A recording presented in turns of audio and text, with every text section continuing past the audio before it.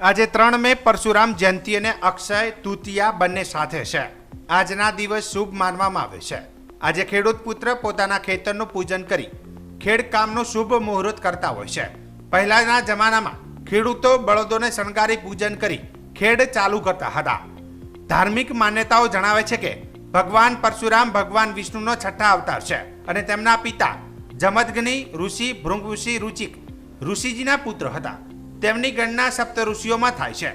ભગવાન પરશુરામજીએ બ્રાહ્મણ કુળમાં જન્મ લઈ ન માત્ર વેદ શાસ્ત્રોનું જ્ઞાન મેળવ્યું પરંતુ ક્ષત્રિય સ્વભાવને ધારણ કરતા શસ્ત્રોને પણ ધારણ કર્યા અને તેનાથી તે બધા સનાતન જગતના આરાધ્ય અને સમસ્ત શાસ્ત્રોક્તના જ્ઞાતા કહેવાય છે। તેમના જન્મનો હેતુ પાપી વિનાશક અને અધાર્મિક રાજાઓને દૂર કરવાનો હતો। ભગવાન પરશુરામ બ્રાહ્મણોના ભગવાન તરીકે માનવામાં આવે છે અને જેઓ અજય અને અમર છે તેવું પણ માનવામાં આવે છે।